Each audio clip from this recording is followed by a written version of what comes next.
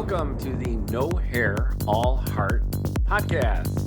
I am your no hair, bald host, Mookie Spitz, and I'm going to talk about the heart at the center of being a nice guy and how that often backfires in life.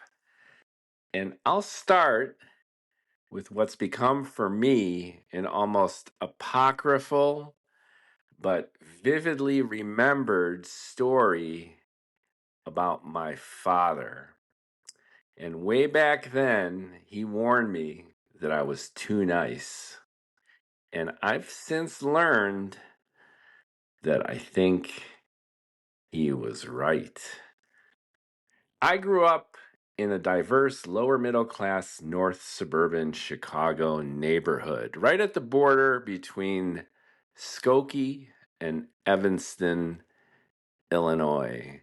I was back there only a few months ago, and like most neighborhoods throughout the United States, it's changed a lot over the decades. I was born in 1964. I'm a borderline boomer. And back then in the late 60s and early 70s, it was fairly rough and tumble. Evanston, Illinois, home of Northwestern University, but also some tough neighborhoods bordering on inner city style neighborhoods, was dry. The entire city of Evanston, Illinois, did not allow alcohol to be sold at all. And we lived on the other side of East Prairie Road and Church Street. And what that meant was our home faced a long line of liquor stores, which were peppered along the border of dry Evanston and wet Skokie, kind of like you see the towers of nuclear reactors along the border between France and Germany. All the liquor stores were packed up there because the residents of Evanston who couldn't get their booze didn't have to go too much further to get it, and they often got it from right outside our stoop, our neighborhood. And that brought its own kind of sketchy element. But our block back then featured a host of emigres from all over the world. My parents were Hungarian Jews arriving by way of Venezuela, and our next door neighbors were from India, and two doors down dwelled a West German family. Their three kids, first generation Americans, just like me. The Deutschlanders consisted of a stereotypically stalwart, hardworking, and taciturn machinist father, a buxom blonde stay-home mom, two brothers, Jeff and Mark, and their younger sister, Janine. Jeff was about my age, and we became best friends. Formative years spent doing everything from building snow forts in winter to playing capture the flag in summer. I remember just endless ginger ale style afternoons, the two of us buddies, often inseparable, often fighting. He was probably the most definitive friend I had growing up, and the most influential. Jeff was about a year older, physically bigger, and he had a dominant personality. It was clear who the boss was in this relationship, a product not only of his age, but really Jeff wanting to rule the roost. He always felt that he was the boss. It was his way or the highway. I was younger, and I did look up to him. He was tall, he was good looking, and he seemed to always know more than I did, even if sometimes evidence proved otherwise. The firstborn son of emigre parents, he ruled the roost among his siblings, too, at home, and called the shots for all the neighborhood kids, as I mentioned, especially me. Not quite sure who he was, Jeff tried to be everything to everyone. He did his best to be important, but often got on people's nerves. Not only the other kids, sometimes on mine, but especially on the nerves of other parents, like my father. A Holocaust survivor with endless axes to grind, my dad distrusted and competed with the whole German clan and felt Jeff was particularly sus. Our friendship really bothered him. In ways, they were a lot alike, like snakes recognizing their kind from a distance and hissing as they ever got closer to each other. My father and Jeff avoided each other when they could and ignored each other when they couldn't. One of my father's pet peeves and fuel for his endless rants was his perception that I was weak. Having failed to train me in his basement workshop, my ineptitude with woodworking was an embarrassment, sure sign that I was a wimp. My father, just to give clarity, was the kind of guy who had his own home workshop. The entire basement was a hardware store. My father worked technically as a foreman in a factory, but when he was back in Venezuela, he owned his own factory. And he took tremendous pride in his woodworking, metalworking, and craftsman skills. He had an entire toy railroad down there that he had put together. I kinda helped him. He tried to show me stuff, but I was as bad a student as he was bad a teacher.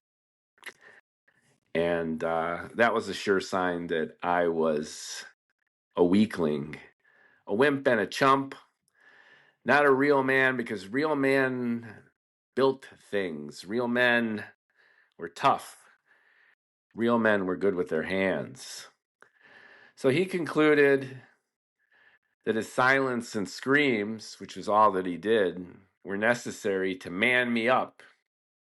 And he equated abuse with mentorship. That's how I guess he showed his love, by either ignoring me or yelling at me and communicating in similar ways to his woodworking and metalworking, with intensity and emotional indifference. Anyway, children in general aren't born with innate experiences, and we've got no frame of reference, and obviously we take everything for granted. My dad was dad, my mom was mom, and the family was the bedrock of my security, values, and pretty much all of my opinions. And like Sesame Street, the couple blocks around our little yellow brick and aluminum siding house was the totality of my universe. My most impactful, influential, memorable, and decisive school of life. My dad, his name was Laszlo, he knew that too, and considered every interaction with the neighbors, especially those that he distrusted and disliked, like this German family, a life lesson. And since I didn't know any better, I clung to his every word, even if deep down inside I sensed they might be wrong, or at least not applicable to his loser son, namely me. The result was continuous fear that I always did the wrong thing, reinforced by his screams that reminded me of that very fact. So when a weekend afternoon I saw him in the kitchen eating a sour green apple, that was his favorite. I always remember him eating green apples, devouring them as if were devouring me. And I asked for not one of those apples, but two. I should have anticipated the inevitable that would ensue, and sure enough did. After he washed both of those apples in the sink and handed them to me, he looked me in the eyes and said, "I am giving these to you. Don't give any to that snotty Nazi punk. You are too nice. You let everyone take advantage of you." That hurt. It hurt on a number of levels. It hurt because this is how he usually communicated to me. Ostensibly, he had my best interests at heart, but it came across as abusive derision. It also hurt because I sensed he already knew why I wanted two and not one. That I wanted to give the other way to my friend, the friend that he hated, the friend that he considered walking all over me, the friend that, in a sense, took on that role that he took with me. That power imbalance, that equality. So maybe there was a hint of jealousy in this too. Anyway, determined to keep both apples to myself, I ran into Jeff, of course, on the far end of the block. Hey, can I have one? Jeff asked, instantly racked with guilt, yet compelled to share. I steered us behind a short wall separating our houses. I was already kind of sneaky. I sensed that my father had eyes everywhere. Let's go back here so my dad can't see us, I said. He doesn't like when I give people things. How's he gonna know? Smiled Jeff, taking the apple. As if somehow my father and Jeff were colluding. The one giving, the other taking. Both of them causing me to doubt myself. Both of them forcing me, in a sense, to commit this sinful act of being overly zealous in giving and then taking advantage on the one hand and rebuking me for it on the other. Anyway, we played afterwards, we did our usual, and then I came home. I forgot about the clandestine share, everything about it, until the second I walked back into our house. My father sat, as he usually did, in his Archie Bunker chair in front of the TV. He did that every night, Monday through Friday, Saturday and Sunday. During the week, he would leave for work at 6 in the morning. He would walk in the door promptly at 5 p.m., expecting dinner on the table, which we would eat in silence. Or if he was in a mood, he'd be screaming at this or that. And then shoveling it in within 15 minutes, 20, he'd be in that big chair.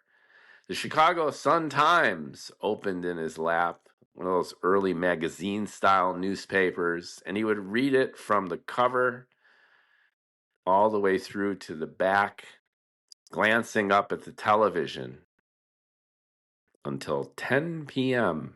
every night, and then he would go to sleep.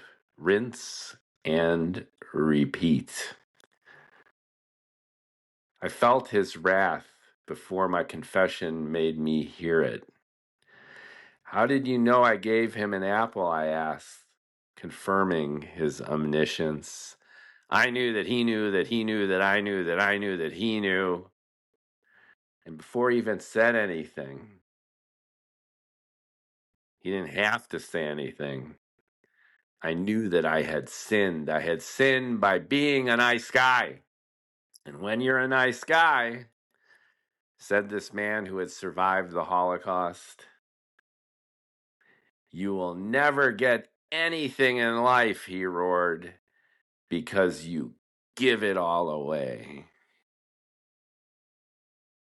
If I had the luxury of giving it all away at age 8, my father Laszlo had no choice but to have everything taken away by age 16.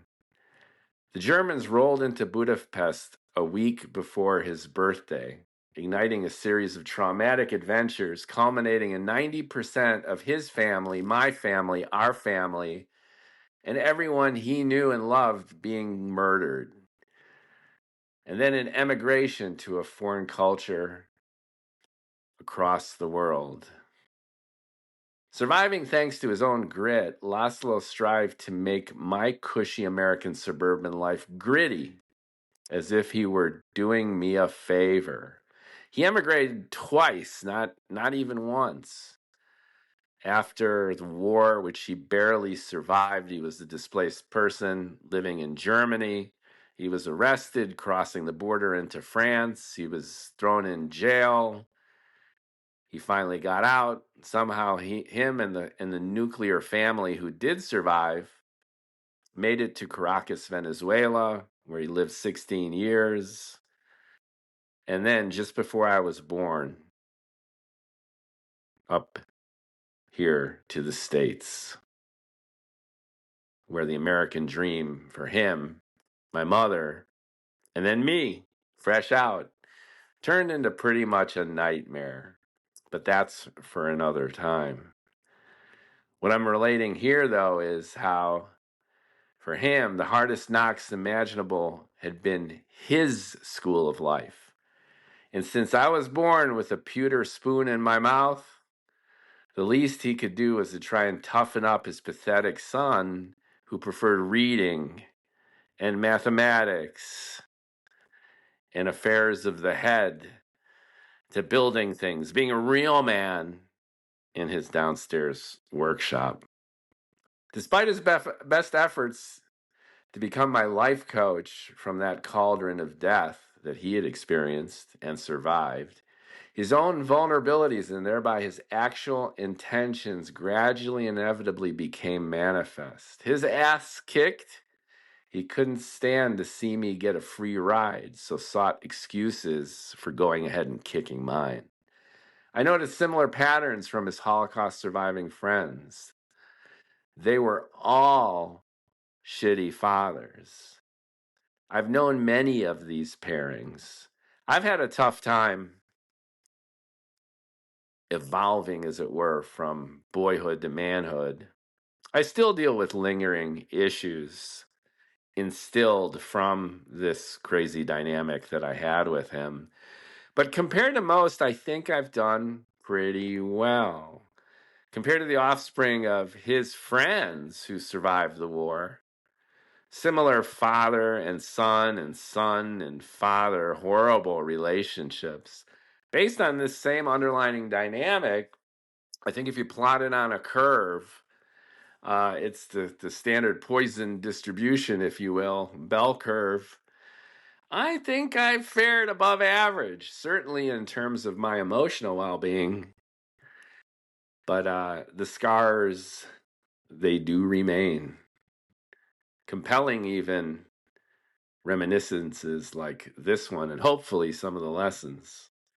The paradox of him trying to toughen me up by tearing me down was infusing me with doubt instead of boosting my self-confidence in my younger years, and especially around this time. Again, I was 8 years old. Stoked more by jealousy than integrity, his abuse was poorly disguised as guidance. And his life lessons were more like opportunistic moments that he took upon himself and me just to fuck me up. A fail, our disastrous relationship led only eventually to estrangement. All sorts of complexities there with my mother, her suicide, but that is for another time and another story. What fueled much of this is the survivor's guilt that he endured, no doubt.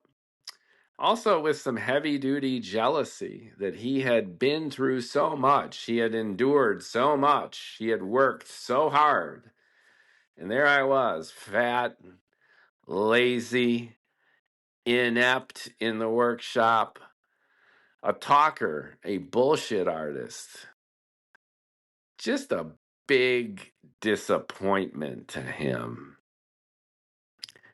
Nowhere better displayed than when I let even the German kid down the street take advantage of me by taking that apple, his apple that he had worked for, that he had given me with the express instruction not to give it to that Nazi punk kid. And then I did it anyway.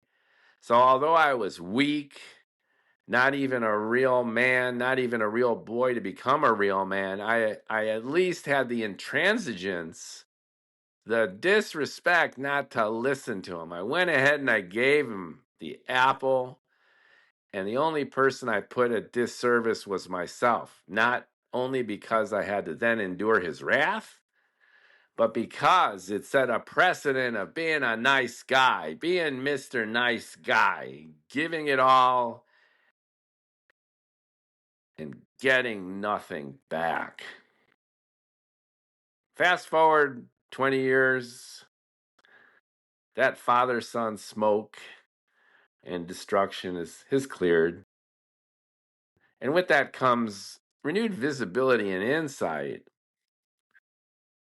It's not like I forgave him, and I certainly didn't forget, but I do and did very much learn and appreciate his point of view. As you get older, you realize that life is a lot more unfair and difficult than you ever imagined. And people have their own reasons, which seem so mysterious and convoluted when you're a child. But as you get older, you share some of their difficulties. You see what life can and will dish out. And that engenders perspective. So, less about forgiving and more about understanding. And even beyond the understanding is the feeling of accepting who he was. And with that, paying closer attention to some of the things that he was trying to teach me, albeit in his own awkward, manipulative, frequently abusive kind of way. I mean, looking back at my own life, his intuition that I'm too nice, too giving, and too naive has, by any stretch of the imagination, in my ever so humble opinion, proven correct.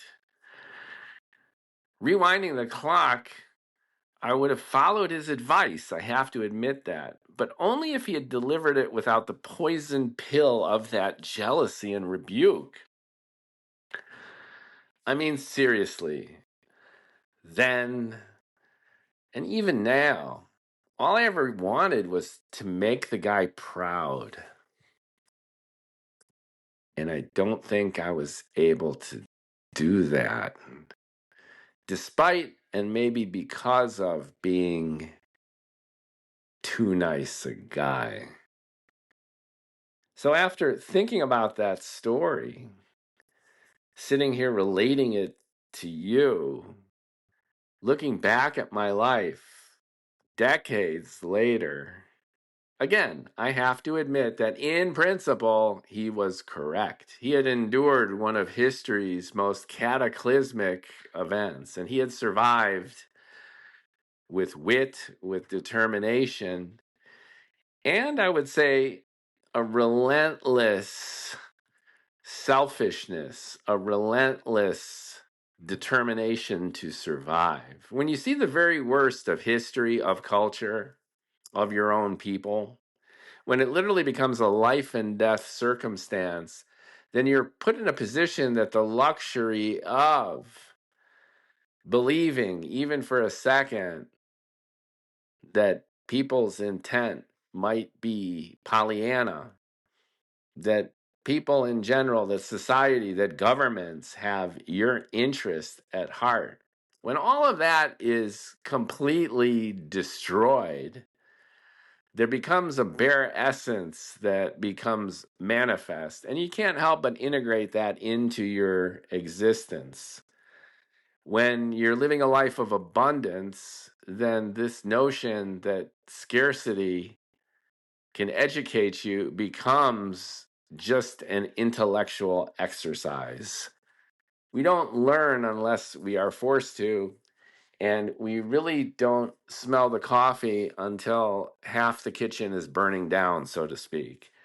And I just have come to understand that and accept that as categorically true. It's the map and territory. We could read all the books we want, we could pursue every self-help program, but at the end of that home improvement kind of day, it really comes down to dog eat dog.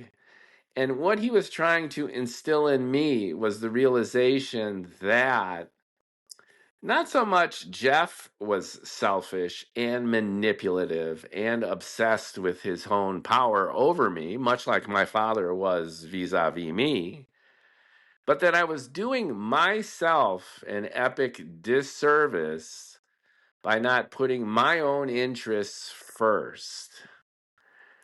And as I've mentioned, I have done many things in my life since those moments and weeks and months and years at the border between Evanston and Skokie, Illinois, with the liquor stores across the street and secret apples behind walls and the wrath and silence of my brooding and oppressive father. And I've learned a thing or two. And again, I've come to appreciate his point of view. I feel in ways that I have been too much of a nice guy, that I have given others more of a benefit of a doubt than I should. And a big part of me wonders as to the rationale for that. One can say that I am a nice guy in that I like to give, or that I want people to be happy, or that I don't want to make waves or create conflicts. And there, I think it gets a little bit more real. With my raging, brooding, abusive father on the one hand, and my almost catatonic mother, whom I haven't really talked about, on the other, my childhood was one of avoiding their dysfunction and insanity. Rather than confront them head on, throw fits, toss furniture around, run away from home, I retreated into the safety and introverted sanctity of my little bedroom. And there I found solace in my imagination and my creativity. My toys took on a life of their own. When I saw the Pixar movie, I was like, yeah, I relate. My toys were my friends, were my companions, were my guides. Were, in a sense, my parents, my siblings. I was an only child. And this sense of isolation engendered within me a desire to avoid conflict at all cost. So, what is the easiest way to avoid confrontation with people? What is the easiest way to prevent oneself from being exposed, being vulnerable, and being in direct conflict? The one way is to hide, and as I did as a child. And then the other way is to be Mr. Nice Guy. If you've got a resting smile face, as it will, you're always beaming and you're always in a good mood and you're always trying to help people out and you're always gleeful, then conflict is avoided. Everything's on an even keel. But here's the thing, that's a fiction. In business, in romance, in friendships, in every aspect of life, there will always be conflict. So how have I reconciled this desire for avoidance, being hidden, being sequestered inside myself, with the reality that I will be exposed, that things will be difficult, and I will be put right back into the same situation that I was so often with my loud or silent, generally brooding and abusive father or my comatose mother? And the way to create that balancing act is to become rather passive aggressive.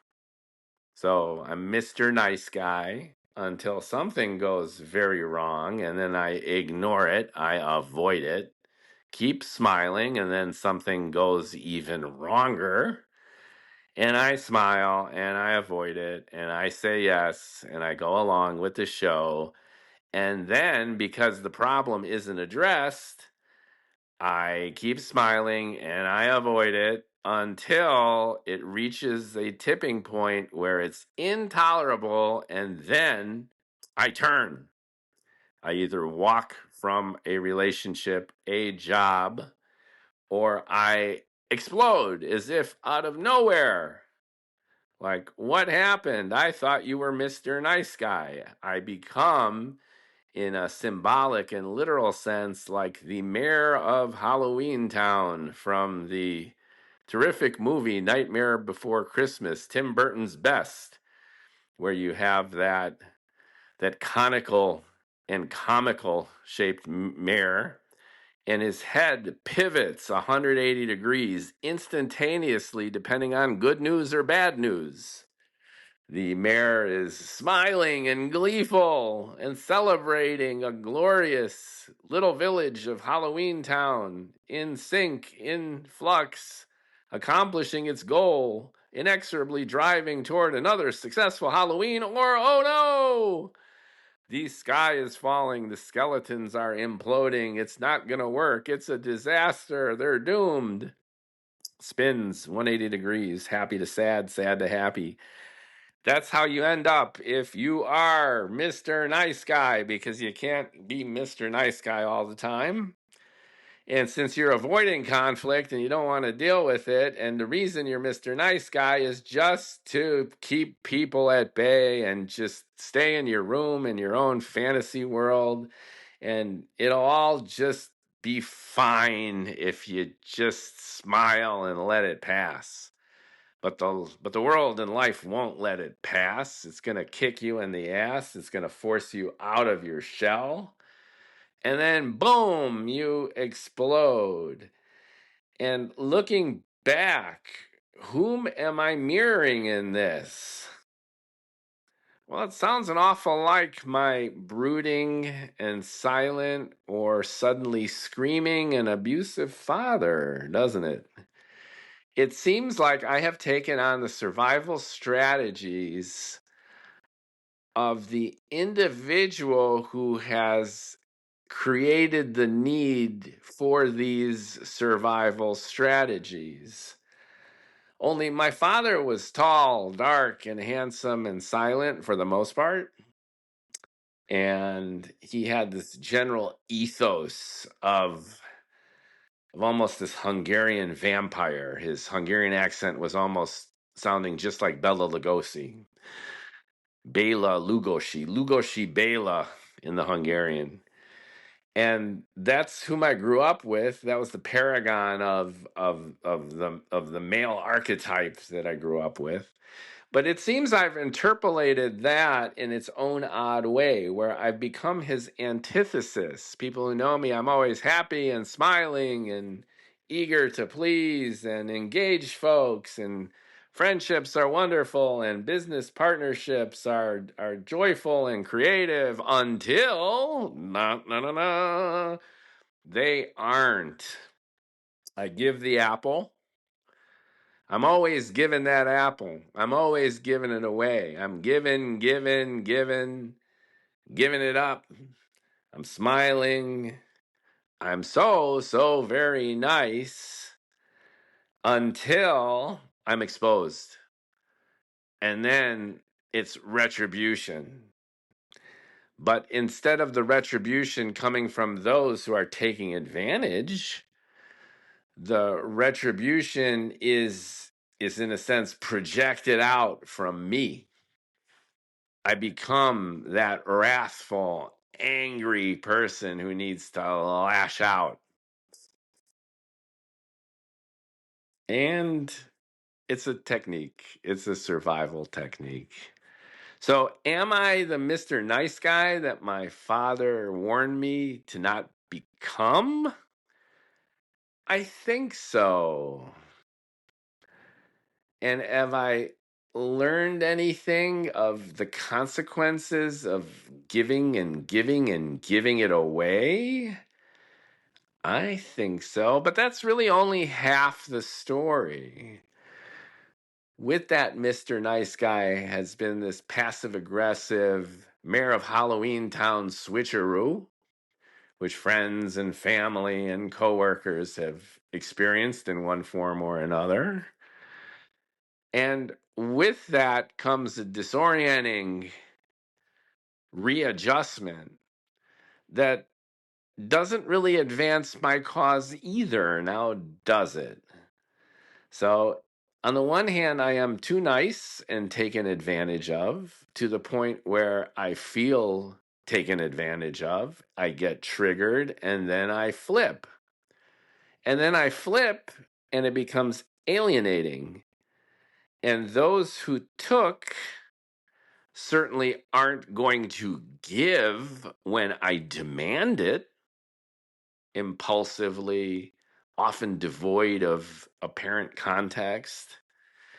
And this way I get the worst of both worlds, which just doubles down on my father's observation and makes him even more correct as to the misguided nature of my own generosity. And, well, booyah, what do I do with this? What do I do with this understanding? And I think I'm arriving at my tender age of 60, 52 years after I vividly remember him giving me those apples and me hiding behind that little brick wall with Jeff, the German kid. So many decades later, I think I'm coming to the understanding that a way of reconciling these polar opposites that are nonetheless complementary and self-reinforcing, the giving self and then the passive aggressive whiplash taking back, that it might be helpful if I just start taking a little bit. And that might sound crass, but I think it's overdue and it might be a little bit compensatory. But I think it's smelling the coffee again and doing it in a way that's more realistic and more helpful and more sympathetic and transparent and really comprehensible and comfortable for those around me, which is stop feigning the big grin. Stop being so Pollyanna about relationships and accept the bare knuckle reality of the jungle in a way that you're an actual player instead of someone on the sidelines. Because what a lot of this avoidance stuff, this nice guy stuff does is it ostensibly absolves one of the responsibility of active participation. Because if you're blissed out and smiling and helpful and then flipping into a passive aggressive reactive abomination, then you're not really playing the game. You're outside of it, then you're forced into it, and then you snap. So, how about this? How about coming into the game realistic about not only everyone else's motivation, but my own?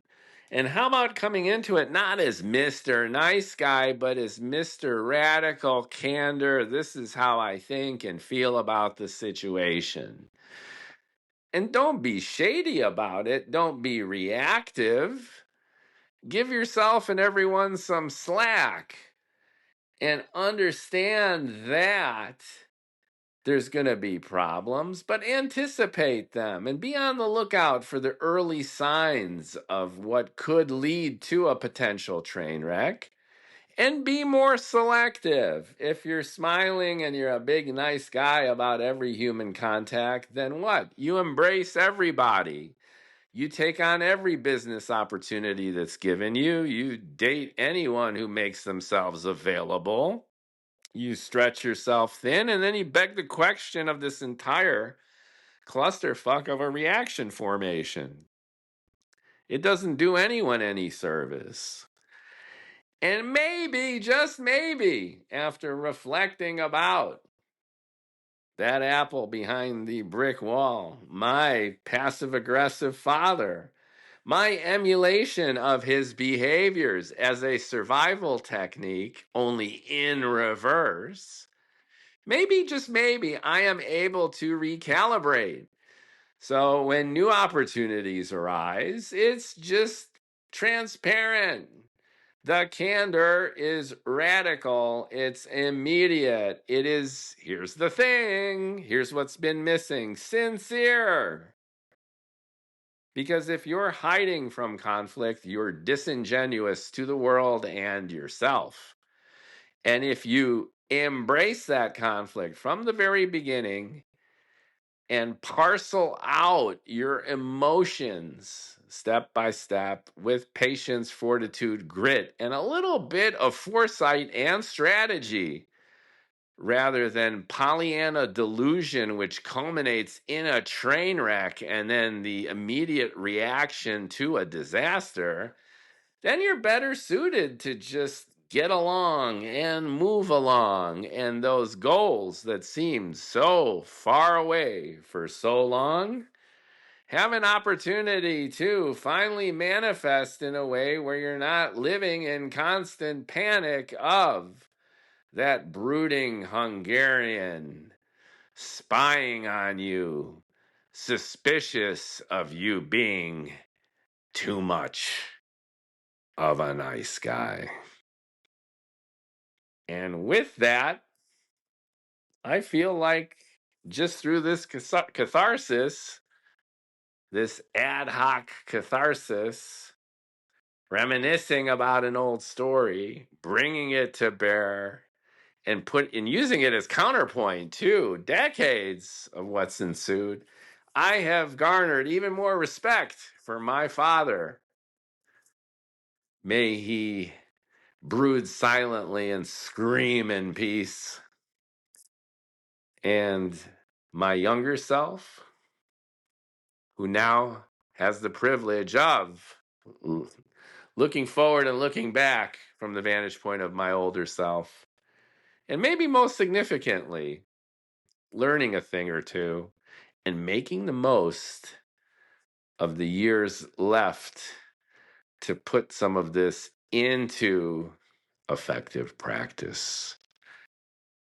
So I hope you found this story interesting and most significantly relatable for some of your own youthful challenges, your more recent opportunities, and a chance just to talk and learn. I'm eager to hear what you think and how some of this might be relatable to you and your memories, to you and your struggles, and to living the best life that we can, even if we have no hair, we still bring as much heart as we can. Thank you for listening.